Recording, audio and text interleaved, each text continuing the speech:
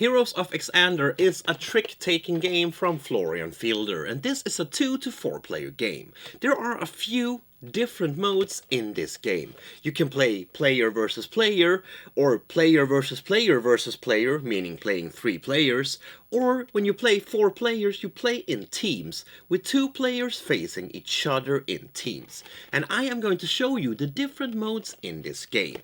I'm going to show you how to set up the game and how to play it. So let's take a look at the setup and then the 2-player version first.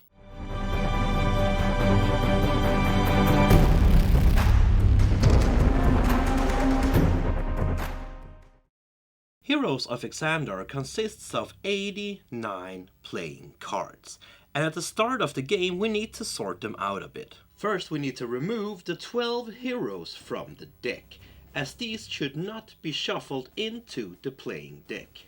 Plus we need to remove Lisa and Laika from the deck as well, as this one is specifically used by one of the heroes. The big deck is shuffled and placed in the center of the table, while the heroes are given out to the players, with a maximum of 3 heroes each. The heroes that was not handed out in this game goes back into the box face down. Now each player needs to choose one of the 3 heroes that they have been dealt, and they will choose them and put them face down in front of them. These heroes are now not to be shown to the other players, unless you are playing Duel mode, because in that case you would also get a matching little brick hero, and the other players would pretty much figure out what hero you have on your card. To determine the starting player, each player flips over the top card from the deck, and whoever gets the highest number becomes the first player. The cards that we have just drawn to choose the first player goes into the discard pile next to the deck. We are in the land of Xhandar, and we are portraying as a hero. Now, this land has been quite shattered, because the diamonds that keep these lands alive have been shattered around the world, and now we need to collect them back. And that is where you come in the picture. You will portray as one of these 12 heroes, trying to collect diamonds and get them back to your pockets and try to keep this land alive. Now, depending on which hero you get, you need to collect different diamonds. And to collect diamonds, you need to win tricks out on the table. And like I said, you can do this either like a 2-player game where you play player versus player, but you can also do it in a 3-player game or in a 4-player game where you play in teams. This game plays out from 3 to 6 rounds depending on which game mode you are playing. But before we take a look at the game modes, let's look at the card and what they mean. So this here could be your future hero. In the center of the card we have a cool little artwork representing the hero. At the top we have the name and who the god is. But at the bottom we also have some abilities. This one we can see up here is the turn up ability, meaning that this is the ability that will activate once you turn up and reveal your hero. Down here we have an instant ability. This is an ability that you can use at any time when the hero is turned up and ready. And at the bottom you can see some winning conditions. Midos here, for example, needs to win by collect 16 of any color diamond. So these heroes should be kept secret from the other players. Well, yes and no, because they actually have abilities that happens when you reveal them.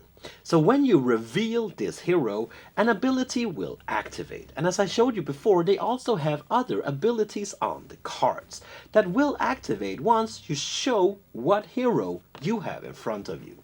But then we also have the actual trick-taking cards. Again, we have a name at the top and some cool artwork in the middle. But we also have a number in the top of the cards.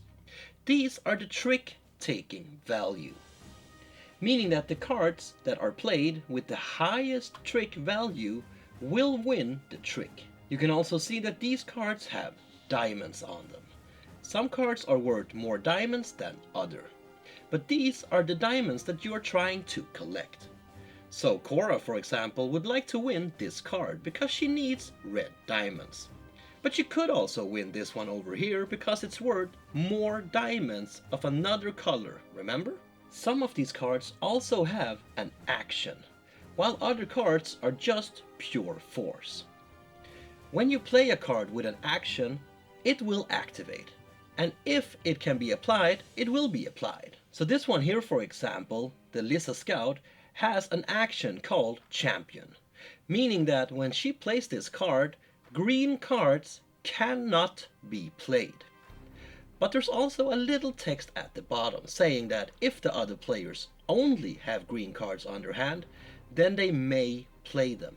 And there are quite a few cards in this game that has actions on them. So whenever you get one of these actions up on your hand, it's a good idea to just read them before you start to play your next turn and get familiar with what you can actually do. So now we know what our hero cards means, but also what the trick cards mean. And now it's time for us to look at the different play modes.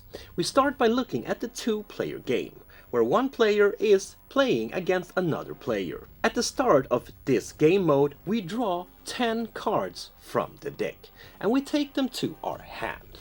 Once we have them on our hand, we get to play 2 cards on the table in front of us, or play 2 cards during the duration of 5 tricks.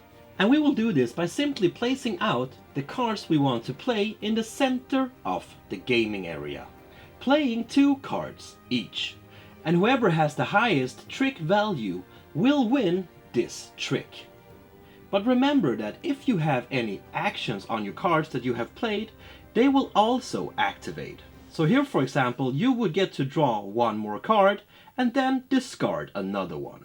The winner that wins this trick gets to take these cards and put them in your pocket. The pocket being a little space in front of you on the table. And it's a good idea that you sort them in a way so you can see the diamonds on the side, if they have any. Once we have played all the cards from our hands, we go into a little end of round cleanup phase. And you can take up to 2 cards with diamonds and put them in your stash. Meaning that we take the cards that we want from our pocket and we put them into our stash. The stash is kind of like our bank account. This is where we keep the cards with diamonds on that we need to be able to meet the winning conditions on our hero. If we meet these conditions, well, the game is over and you have won. But if we do not meet these conditions, we need to shuffle in the cards that we did not put in our stash and the discard pile into the main deck again, and then reshuffle it.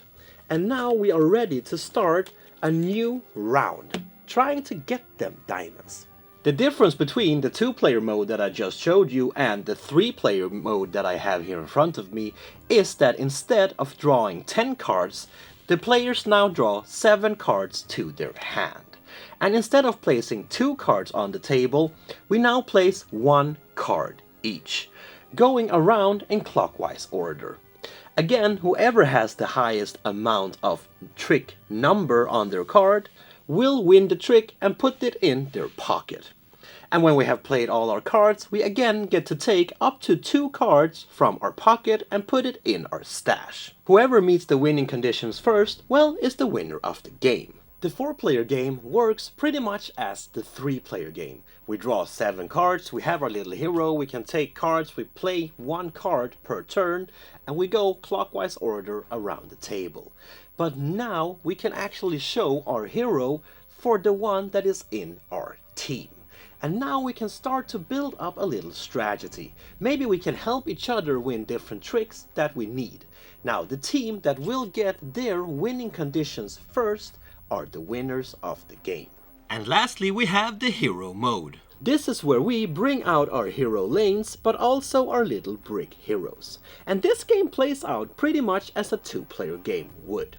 The difference here is that now we play with opened hero card, meaning that our opponent of course know which hero we are playing with from the start of the game. And you can play this mode at any player count. And we can still use the reveal action, but now we can only use it once at a time instead of when it's being revealed. And in this mode, you get to, well, duel your opponent. If it is your turn and you are not the first player, you can choose to bring in your opponent for a duel. So if a player starts a trick and he's not the first player, you will challenge the other player for a duel. And you will do this by taking a glove and slapping them in the face. No, shit, that's another game. You will do this by simply take a card from your hand and place it face down in front of you before you put it into the trick itself. And the opponent would do the same thing. They take a card from their hand and they place it face down in front of them. Now we are ready to start the duel. And then we flip over the cards at the same time to see who has the highest trick value. Whoever has the highest trick value wins the duel. But in this case we have a tie. So what happens then? Well, whoever challenged to a duel becomes the winner. And the winner gets to move their brick hero one step up on their track. And will get the benefit from whatever the spot they land on says. So as you saw, sometimes we will have a tie in the game, but how will we resolve them? Well, it's all depending on which type of tie it is. If it is a tie for the trick-taking part, whoever placed the card first would be the winner of the trick. But when it comes to the winning conditions of the game, it's a bit different. If two players have the same amount of diamonds that they need to complete their victory conditions, the winner would be whoever had the most extra diamonds.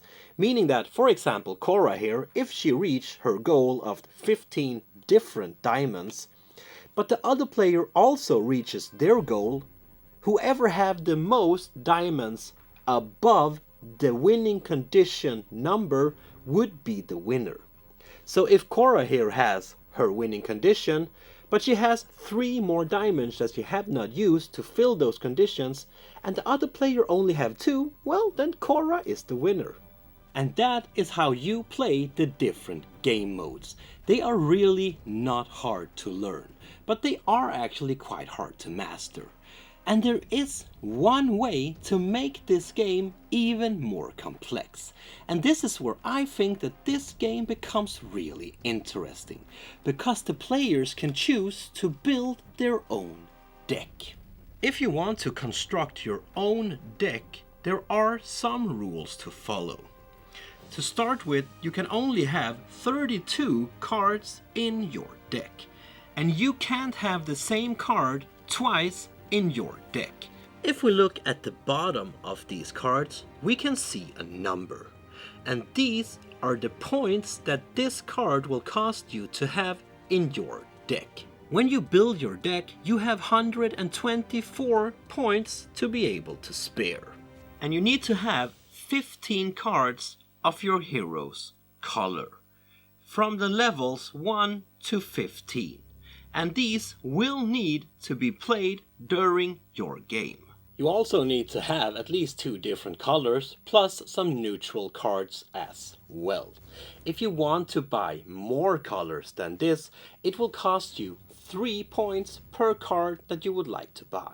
And there you have it, my friends. That was Heroes of Xhandar. This game is bright, it's colorful, and it's really playful. It's easy to learn, but it's quite hard to master. It will take you some time before you get to know all the different cards, how you can play them in the best possible way to actually win your tricks and get the diamonds that you need to be able to meet your winning conditions. And when you have played this a couple of times, I think that you will be ready to start constructing your own deck. Because that's where I think that this game becomes really interesting. I mean, the other game modes are really fun as well. If you just want a casual, fast little game, well, shuffle up the cards, deal out to the players, and start taking tricks and have a fun time. But if you want a more advanced game, well, the construction will give you that advancement. And there you have it, my friend. That was Heroes of Xhandar for you. This game will be out on Kickstarter in August. What I have shown you here has just been a prototype. But man, it's a well-made prototype. I mean, the little brick heroes, the artwork on the cards, it's all just playful, it's beautiful, it's nicely done. This game is quite easy to learn. You can play it with different ages. There's not that much text on the cards themselves. So also people that are maybe not that good at English can also play the game and learn it quite fast. This game is fun, it's cool. If you want to know more about it, well, check out the links down in the description. I enjoyed this one a lot. If you enjoy what I'm doing here, my friend, well, why not subscribe to the channel? Why not give the video a thumbs up or comment? But most importantly, my friend, please remember to keep on spreading that board gaming love I know you all have. Peace out, my friend.